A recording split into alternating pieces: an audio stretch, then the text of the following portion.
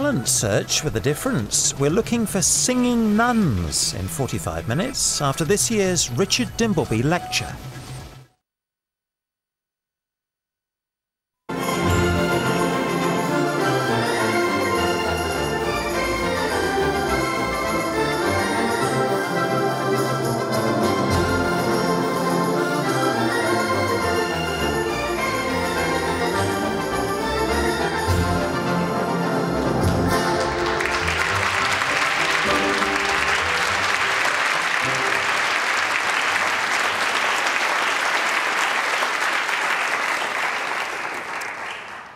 Two 2011 marks the 75th anniversary of the year when a young journalist entered the portals of Broadcasting House to become the BBC's first ever reporter. His name was Richard Dimbleby. In those Reithian days, there was no doubt about what was meant by the BBC's mission statement, as it would doubtless now be called, to inform, educate, and entertain. I can think of no one who better exemplifies these objectives than this year's Richard Dimbleby lecturer. Michael Morpurgo is a phenomenally successful author, and in this BBC Year of the Books, there could be no more fitting choice for this lecture. He's written more than 100 books, among the most famous of which is Warhorse, which was written for children, but certainly in its stage adaptation, moves adults to tears. He's gifted with the uncanny knack of the great storyteller. He writes magically for children about children and nature in a way which is funny, touching, and telling. And his work has been properly garlanded. Working closely with his friend Ted Hughes, who was then Poet Laureate, he helped to establish the post of Children's Laureate and was himself later appointed to that honour. He says of him, I quote, "The greater part of writing is daydreaming, dreaming the dream of my story until it hatches out. I love finishing it and then holding the book in my hand and sharing my dream with my readers." He now has us in his hand. Please welcome Michael Morpurgo.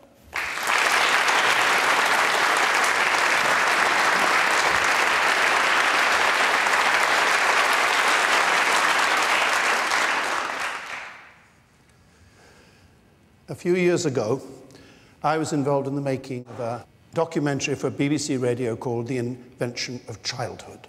Working on the series gave me a powerful sense of how childhood has evolved over the ages and how long it took for the lives of children to emerge from the dark ages of poverty and neglect and exploitation. I discovered also how it is only comparatively recently that we have begun to talk of the rights of children. Thomas Paine's The Rights of Man was published in 1791. Mary Wollstonecraft's A Vindication of the Rights of Women came out in response in 1792. But it wasn't until the 20th century that children's rights began to be taken seriously, culminating in 1989 with the introduction of the United Nations Convention on the Rights of the Child. The Convention declares that every child should have a right to a name, to a nationality, access to healthcare, to play and recreation, to survival, to liberty, and to an education. Who could possibly object to that? Well, you'd be surprised. It has yet to be ratified by two countries at the United Nations, Somalia and the United States. We in Britain have ratified the convention, but I wonder, do we live by it? How is it that so many children in this country and the world over still never know the joys of childhood? This evening, I would like to confine myself to three primary rights as laid down in the UN Convention. That all children should enjoy the right to survival, to liberty, and the right to education. It will be a personal and sometimes an uncomfortable journey. We shall discover that even under our own noses, these rights have been and still are woefully neglected. For the most part, I'm going to use my own experience as a guide. I've been a parent, a grandparent, a teacher, one way or another, for 35 years, and a writer for children. So children have been at the center of my world. Now, I know this is a lecture, not a storytelling session. which is a shame. Because if we're honest about it, many of us prefer a story to a lecture. Whichever you prefer, you're going to get a little of both this evening. A kind of story lecture, a weaving of sad stories, happy stories. This will absolutely not be a talk stuffed with statistics. Less is more when it comes to statistics. A few will do. It is estimated that today, 8 million children a year die before the age of 5. That's a holocaust of children every year.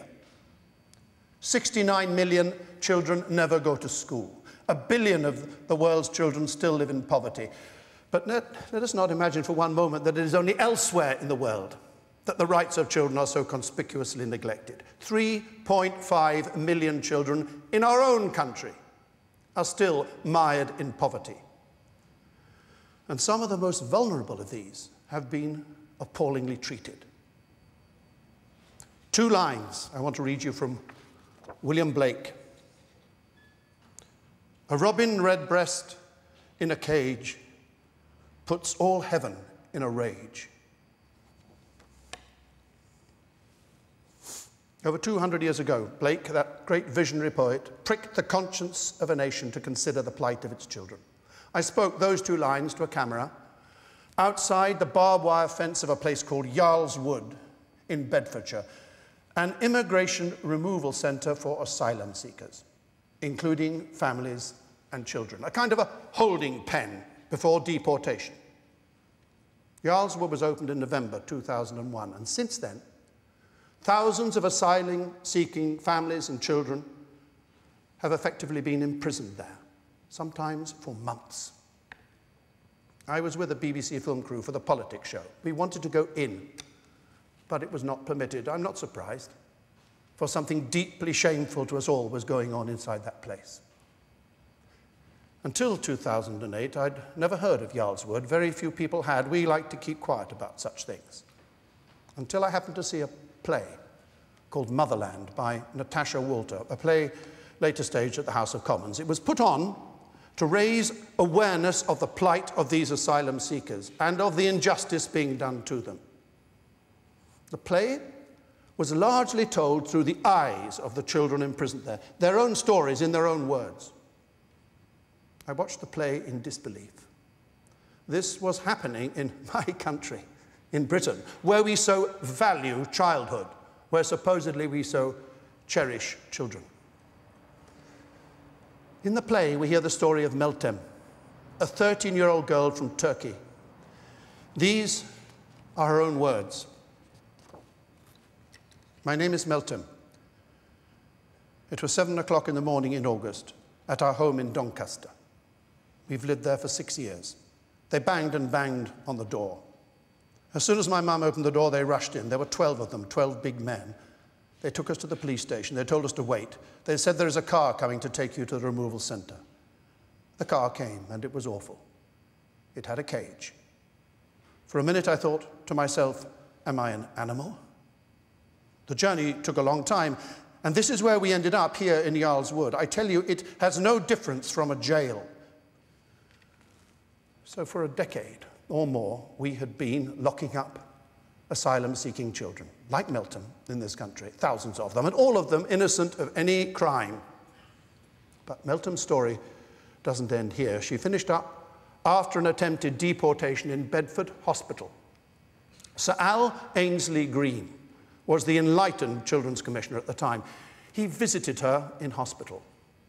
He'd been a children's doctor himself for 30 years. These are his words. I talked to this vulnerable child about her experiences.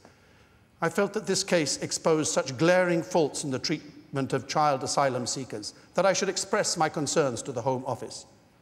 Since then, my office has been deluged by appeals from supporters of other children in detention. I cannot take up individual cases, but this begs the issue: who in the present system does have the power to take up their cases and defend their rights? I hope you understand the enormity of my fury. This story, at least, has an ending we might call happy. Meltem and her mother were released, and now, after years of protest by a dedicated group of campaigners, government has changed its mind. although Yarlswood itself has not been closed. At least no children locked up in there anymore. But we do have to ask, how on earth men and women, many of them no doubt parents themselves, sat down around a table and thought this was an acceptable idea in the first place? It was done, of course, out of pragmatism and political expediency. The interests of the child quite ignored. This was no petty case of right or wrong, but a flagrant abuse of rights. A great wrong has in part been redressed, but had it not been for the determination of these valiant campaigners, I fear nothing would have changed. Fired up by their example and by the sufferings of the children concerned, I wrote my own story, a fictional tale, of a young Afghan boy who, along with his mother and a stray dog called Shadow, escape from Afghanistan and make their way to England, only to find themselves 6 years later locked up in Yarlswood. Writing the story was my way, I suppose, of dealing with the feelings I had about such a grave injustice. One day, we will apologize for Yarlswood, just as we did over those children forcibly expatriated to Australia after the Second World War. Another example of what might be called the bureaucracy of neglect. Not intentional, maybe, but cruel all the same in its collateral damage. It may seem that I seek out causes to write about. It doesn't happen that way. Rather, they seem to seek me out, and very often it is children themselves who bring them to my attention. I was in Jordan, in Amman, with Claire, my wife, some 10 years ago, and had the opportunity of talking about stories to Jordanian children, many of whom are Palestinian refugees, many of them still living in camps. At the end of one session, I asked the teenagers whether they had any questions. To start with, they were not at all forthcoming. But once the first found the courage to speak, the floodgates opened and I was bombarded with questions. Mixed metaphor, I know, but I like mixed metaphors. It's probably why I got a third-class degree from this very college. But I'm sure it was a good third. As a matter of fact, I took some of my exams in this very hall. I think I was sitting just there. Anyway, the question and answer session became very relaxed and jolly. Then I was taken completely by surprise. A teenage girl who had said nothing up to now got to her feet. "I don't want to ask a question," she began. "I want to tell you something." The room went quiet. "You say you write stories that are always based on what is real and true, something you feel strongly about. I want to tell you something real and true. My family lives here in Jordan, but I do not belong here. I belong in Palestine. I want you to tell a story about us." I said, "I don't know enough about the lives of Palestinians, nor about the conflict in the Middle East, certainly not enough to write a story about it. But you could find out, couldn't you?" she replied. For many years, I thought about what she had said and became more and more interested about the lives of the people and the children on both sides of the struggle in the Middle East. I think it was a documentary about the walls the Israelis were building on the West Bank and around Gaza that first gave me the idea for a story I might write. And after a while, it became a story I needed to write, had to write. I come from a generation that witnessed in the 1960s the construction of another wall, a wall that had divided the world and brought us to the brink of destruction, as this one still might. Difficult to imagine, but the Cold War had once seemed just as intractable as the conflict in the Middle East does now. Then one day in Berlin, quite suddenly it seemed at the time, people simply decided enough was enough and tore the wall down. Surely the same thing will happen one day in Israel and in Palestine. So in that hope, I wrote my story of the children living either side of the wall, their lives already scarred by tragedy. I called it "The Kites Are Flying." It's told in part by Max, a journalist, visiting the Palestinian side of the wall for the first time. It's the story of Saeed, a young shepherd boy, who has not spoken a word since he witnessed the death of his brother, killed by an Israeli soldier while out flying his kites. Saeed becomes obsessed with the making of kites, and when the wind is right, sends them off over the wall to an Israeli girl in a wheelchair, injured when her family car was blown up by Palestinians and her mother was killed. Each of Saeed's kites has a message of peace written on it. At the end of the story, Max is about to leave Saeed for the last time. Saeed is sitting on the hillside making his next kite with his sheep all around him. This is what happens. I was just about organized and ready to film him again when Saeed sprang to his feet. The sheep were bounding away from him, scattering all over the hillside. Then I saw the kites. The sky above the settlement was full of them, dozens of them, all colors and shapes, a kaleidoscope of kites.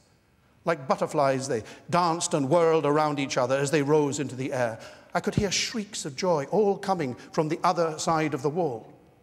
I saw the crowd of children gathered there, every one of them flying a kite. Then, one after the other, the kites were released and left to the wind. And on the wind, they flew out over the wall towards us. And from behind us now, from Saeed's village, the people came running out as the kites began to land in amongst us and amongst the terrified sheep, too. Uncle Yasser picked up one of them. "You see what they wrote? Shalom," he said. "They wrote Shalom. Can you believe that?" All around me, Saeed's family and many of the other villagers, mothers and grandfathers, grandmothers and grandfathers began to clap, hesitantly at first. But I noticed then that it was only the children who were whooping and whistling and laughing.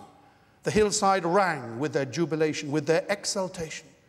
It seemed to me like a glorious symphony of hope. Sentimental claptrap, I hear you thinking. Maybe. Or simply a hope that a new generation will one day rise above the prejudice and suspicion, hurt and hatred, as has happened in Europe, in South Africa, in Ireland, and now only days ago in Egypt. Each is a process of reconciliation that's still ongoing.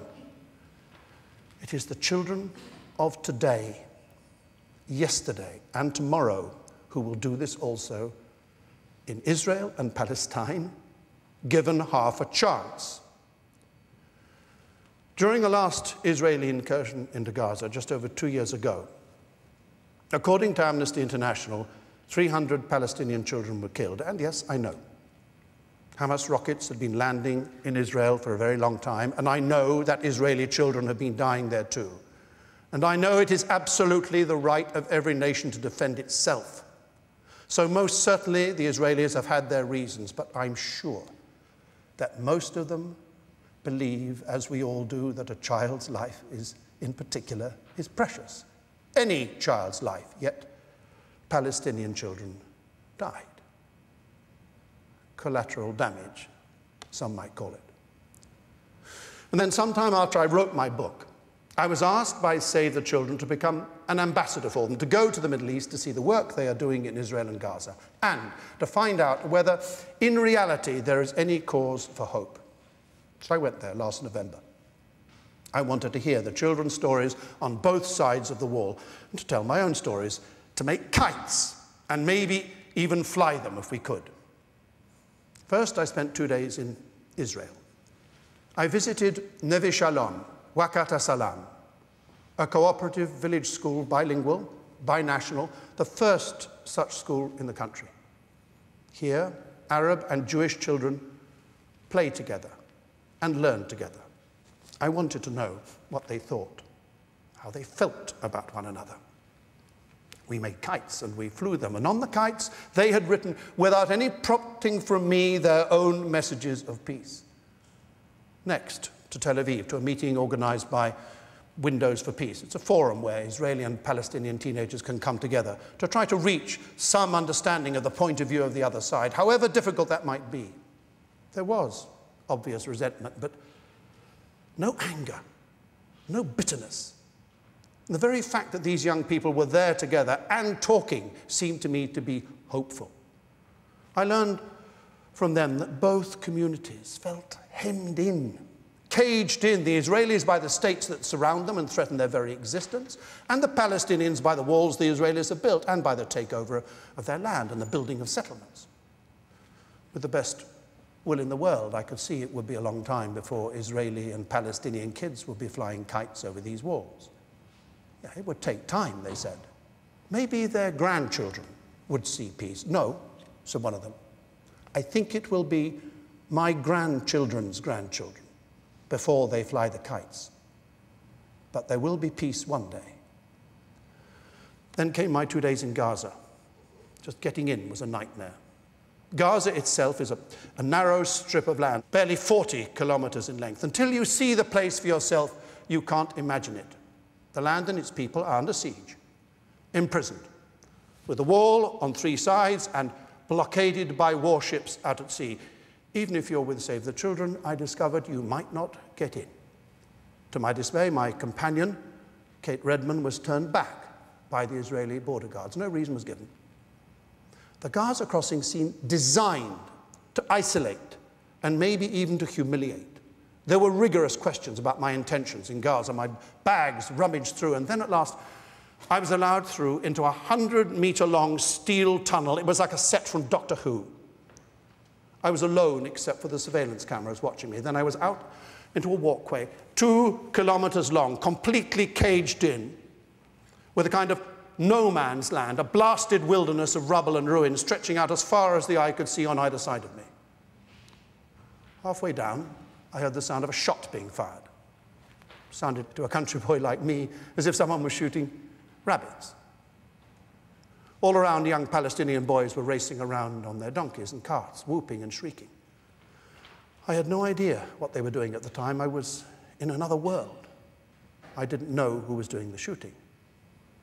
In this other world, I went the next day to visit a hospital for malnourished babies and then onto a project for blind children.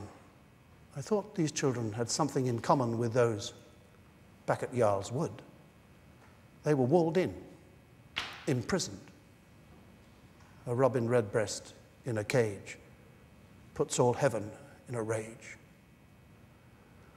I went to talk to children in a school in Gaza, to make kites, again, to fly them, but sadly not over any wall. I discovered no one is allowed within 300 meters of the wall that surrounds Gaza. But we made kites all the same. Some of them wrote on their kites, rights and peace. Hamas, who controls what can and cannot happen in Gaza, would not allow boys and girls to fly their kites together on the beach, I was told. So we went to a park, the only green space I saw in Gaza City, Le Jardin de Paris, it was called. Here, I flew kites with the children.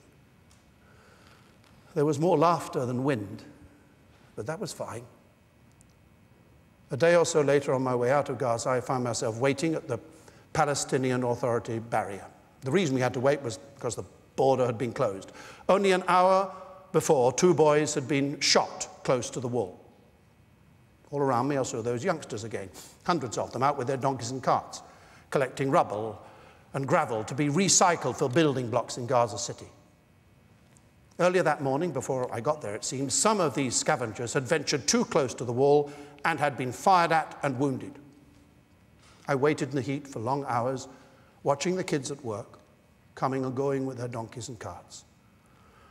They didn't seem worried, so I wasn't worried. I just wanted to get out of this place. It was then that I heard shots, then screaming, saw the kids running to help their wounded friend.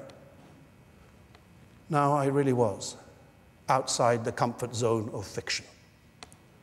A doctor from Médecins Sans Frontières, waiting there with me, told me that the shots were probably not fired by marksmen from the watchtowers on the wall, but that these scavengers were sometimes targeted remotely from miles away. Spot and strike, they call it. Like a video game, a virtual shooting. I don't know if these claims are true, but I do know the shots were real. There was blood. The boy's trousers were soaked in it. The bullets were real. I saw him close to, saw his agony as the cart rushed by me. Many, like him, the doctor said, ended up maimed for life. Here was a child, imprisoned and under siege, being targeted. His right to survival, the most basic of all children's rights being utterly ignored. The boy I saw hit was called Morpurgo. I later discovered that he was out there earning what money he could in the only way he knew how. When I think about it, it isn't just the shock and the horror of that one terrible moment that I remember. What will live with me as well are the voices of the children I met, the stories they told me. The blind boy who said his greatest wish was to worship at the mosque in Jerusalem. And a girl in the same group who told me that it wasn't the Israeli children that she hated, but the soldiers. She wanted to be friends with Israeli children. Her greatest wish? Freedom, she said, and peace. And so when on my return I was asked to give this lecture, I knew immediately that I would take this opportunity to speak out about the rights not only of Morpurgo, but children everywhere. I'm sure some people will accuse me of taking sides in this conflict, but let me make it quite clear that I'm simply on the side of the children, all of them, from whichever country, for children in any conflict are always innocent victims. It is not children who make wars. It's all too easy for each of us to feel helpless when we witness such appalling treatment, such flagrant abuse of children's rights. But if we ever think that one voice can't make a difference, then remember that if it hadn't been for the campaign against Jarl's Wood, single voices added together, children would still be imprisoned there. Those people helped to set those children free. We have to set our children free, all of them, wherever they are, free to enjoy their childhood, to live in peace and security, free from poverty, disease, and ignorance. And it's this last that brings me to education, by no means the least of the rights of the child. For me, one of the most fundamental. In this respect, we should ask the question, are we doing the best for our children in schools here at home? The answer, I'm afraid, is that we are not. That far too many of our children are failing, which means we are failing our children. And we are responsible for that, not just government and teachers who are blamed constantly, but all of us. Time for another story. I'll tell you why afterwards. It's one that I heard in Russia in 2003. I get about. There was an extraordinary happening to which I was invited, a gathering of 400 librarians from all over Russia.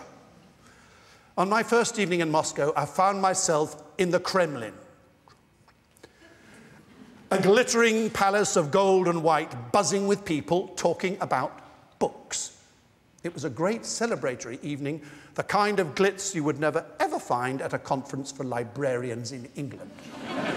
More's the pity, and think of that seriously in a month when we're told hundreds of libraries across Britain might have to close.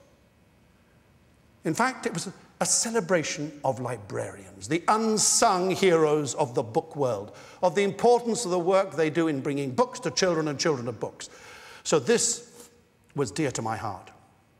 Instead of a cabaret, there was a prize giving. And right at the end of a rather long evening, the last prize winner was announced. As he stood up, a rather diminutive man in an ill-fitting suit, 400 librarians rose to their feet and began huzzahing like Russian troops at Borodino. I turned to my minder and asked her what was so special about him. Ah, she said, he is a hero. One day his library caught fire. With no thought for his own safety, he rushed into the building and began to carry out armfuls of books. Inspired by his courage and determination, the townspeople followed suit, so that before the building burnt to the ground, they had saved about 3/4 of the books in the library, thousands of them. So with tears in my eyes, I huzzahed along with the rest of them. And I was thinking, it is people like this Russian school librarian who make a real difference to children's lives. A different kind of a hero, unfamous, unglamorous. His love of books and his ability to inspire reminded me of the people who had made a difference to my life My mother reading to me the stories and poems she loved. Kipling, de la Mare, Masefield, Edward Lear, and my choir master at school, Edred Wright, whose enthusiasm gave me a lifelong love of music. We can, each of us, remember the individuals who made the difference in our own young lives. Yet something is wrong here. And it is this. So often the importance of these individuals in children's lives is not reflected by their importance in our society. And I'm not thinking here simply of financial rewards, although that is part of the problem. Whether we are talking about people who work in children's theatre, children's television and radio programs, children's films, or children's books, it's the same. You are at the bottom of the pile. It's just for children. And within these worlds, the younger the children concerned, it seems, the less status there is for those involved. The teaching profession itself is the most obvious example of this. We all know how important those early years are, in or out of school, yet those teaching our infants and primary school children are the worst paid in the profession and held in the least esteem. So what inevitably happens, of course, is that so many of the most talented young graduates are not just diverted away from teaching altogether because of its lack of status, lack of financial incentive, but in particular from teaching our youngest children in the very schools where they are needed most, where they can do most good. £1 spent in the early years can save £10 later if you need an excuse for it. But the truth is that because of the nature of our political system, with its short-term, target-driven mindset, we change what happens in education only superficially, usually so that it can be measured within the lifetime of a government. We endlessly jiggle the system and call it reform. I think we have to go back to the child, back to basics, and I do not mean the 3 R's, though they are important, of course. I mean something very different. At the heart of every child, newborn, is a unique genius and personality. What we should be doing is to allow the spark of that genius to catch fire, burn brightly, and shine. What we seem to be doing with so many of our children is to corral them, stifle them, to construct a world where success and failure is all that counts. And fear of failure is what does the most damage. Back to stories again, to Dickens this time and Mr. Gradgrind in Hard Times, whose notion of education was to ram facts into children's heads. We may not beat children anymore, and that is progress, of course, but sometimes I'm not sure how far we've moved on since Gradgrind, or since I was at school myself in the 1950s. We still have classes that are twice the size they should be. Far too big for teachers to make those vital relationships with children that are so important, particularly with those children who are already disengaged and alienated. And we still have a society where, although some schools are wonderfully successful, others remain mired in poverty and failure. It's a situation which continues to wreck the lives of so many of our children and exacerbate the divisions in our national life. It is those schools and those children we are not reaching and whose rights we are denying. As Michael Gove, the Education Secretary, has recently said, and he is right about some things, though not about banning graduates with third-class degrees from the classroom. He suggests that maybe we should look abroad for inspiration. Take New Zealand, a country that's not at all keen on school league tables, but somehow manages to rank 4th in the world in the OECD education rankings in 2010. Here, a child begins school on his or her 5th birthday. They do not arrive in bunches of 30 at the beginning of the school year, but as individuals, so that the teachers have a chance to get to know each child properly, to build a relationship. I'd prefer it if they went to school a couple of years later, as they do in Finland, which incidentally ranks 2nd in the world tables. There they consider that the first 7 years of a child's life are best spent at home. I think they find that a child then goes more willingly to school, more prepared, confident, and less frightened perhaps. And before you ask, the UK came 20th in the same OECD world table. We must remember that we are preparing children not simply for employment, though that is important, nor for the contribution they can make to the common good, which is also very important, but for the difficult decisions they will have to make in their personal lives, in those moments when they have to take responsibility for themselves and for others, when they decide whether or not to have sex with someone new, to be tempted into drugs, bully a schoolmate on the internet, carry a knife, or throw a brick through a window. In those critical moments, their decisions, the choices they take, rely so much on the relationships they made when they're young, with their parents, with their teachers, and on their self-worth and self-confidence. And there is no league table for relationships. Let me tell you another story, this time set in France, La Belle France. I think it's worth telling because it is about the making of friendships, the building of relationships. About 6 years ago, we were invited, Claire and I, to Apt, in the Luberon region of France.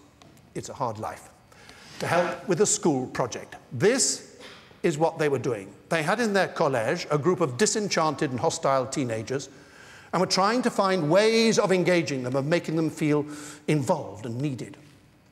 They had formed an alliance with a local old people's home. Every one of these teenagers had adopted one of the old people, and they would all go up and see them 2 or 3 times a week and simply talk or walk, just be with them. Alongside this, the children were encouraged to read stories about relationships between old people and young people, and that's where I came in, because I'd written several books where this kind of relationship was central to the plot, and many had, thankfully, been translated into French. Cher Monsieur Morpurgo, come and read to the children, they wrote to me, and talk to them, and hear what they have to say, and listen to what they write. So we went. It wasn't easy. Their body language was aggressive, but at least they seemed to be listening, perhaps because of our funny accents. They did not talk easily about their relationships with their newly adopted old folk, and they didn't talk easily about anything very much either. But what worked wonderfully well was that young and old were encouraged to meet on their own away from school. They had allowed the young people to go off-piste and trust them. On the last evening I was there, these previously diffident youngsters read out the poems and stories they'd written about their new friends. The event was held, bizarrely, in a wine merchant's warehouse. There was a large audience of family and friends there to hear them, amazement writ on every face. You could have heard a pin drop. They meant every word they'd written. The friends they'd made up at the old people's home mattered to them. They cared, maybe for the first time in their lives. My time with those children and teachers in Apt reminded me again that the most important thing in any child's life is the quality of the relationships they make, whether at home or at school, parent, grandparent, teacher, librarian, whoever. So let's not distract ourselves endlessly with what we call our schools. Academies, charter schools, free schools, comprehensive, state, public, private. Forget your league tables and targets, and let's break free of the shackles of a narrow curriculum. It's time to focus on the commitment and the talent of the people who touch our children's lives. I've been to many schools up and down the country and have found children there who love reading. Why? Because they have teachers who have a passion for reading themselves and want to pass it on. But we can't leave it all to the teachers. If we are to do our best for our children, we have to get involved. And the teachers have to let us get involved too. So let's have more writers and poets and illustrators and storytellers in schools, along with artists, musicians, dancers, scientists and wizards of technology, sportsmen and sportswomen. It's these people, along with the teachers, who will make the difference and change lives. And let's find the funds to do it, even if we are in the grip of austerity. And let's have more trips to theatres and concert halls and museums. Let's get the children out into the open air, tramping the hills, sailing the lakes, whatever. All this should be an integral part of their education, a right, not an extra. It will pay dividends in the end. And why not, for instance, give over a part of every school day, the last half hour perhaps, when everyone's tired out anyway, simply as a time for reading stories, No questions asked afterwards. No comprehension tests. Call it dream time. Call it what you will. And let's get thousands more grandparents and parents in to listen to children reading and tell their stories too. What we absolutely do not need is to be closing down our libraries, cutting back youth services and provision for special needs children. Can we not see the collateral damage that would be doing to young lives? Let's give them the time and the freedom to dream, to learn, yes, and to fly their kites. Our children are our seed corn. They have only one chance to grow, and they need all the help they can get. We have to be there to give them that help. One last story, and I'll shut up. Just one example of how one individual can enrich our children's lives. There are hundreds of thousands of such people out there, unnoticed for the most part, doing their best for our children. This last story is sung in praise of all of them, and of one in particular. I live down a deep lane in Devon, near a project whose work is close to my heart. Farms for City Children was founded by Claire, who loved the countryside when she was a little girl, and wanted to enable as many children as possible to enjoy it as she had. Over the past 35 years, some 80,000 children from our cities and towns have come to spend a week living and working out in the countryside. For the children, it is an experience like a great book, a great play, a great symphony that opens their eyes and hearts to new possibilities and fresh hope. It also gives them a sense of belonging and responsibility. Here's what one of our neighbors wrote, the poet Sean Rafferty. He used to see the children out at work on the farm every day. Now more than ever, it matters that children from the inner cities can experience life in the country. This is a generation that will hear repeatedly of ecological disaster, will be told that the earth itself is threatened. For some of them, the earth will not be a globe in the classroom or a map on the wall, but a Devon farm where they scuffled beech leaves along the drive and broke ice on the puddles in the lane. When they are told of polluted rivers, it will be one river which has had its share of pollution, where they first saw a trout jumping and a wading heron and plastic bags caught in the branches to mark the level of the last great flood. Last spring, 2 children went down to the river at dusk to watch for badgers. They did see a badger, and they also saw 2 young otters at play, something many people born and bred in the country have never seen. It was as though nature herself were choosing her champions. Only poets can write like that, even if it was prose. In my next life, I think I'm going to be a poet. That's if I can't be an albatross or an elephant. But in this life, at least, I shall continue to tell the story, sing the anthem, and speak up for the needs and rights of children as best I can.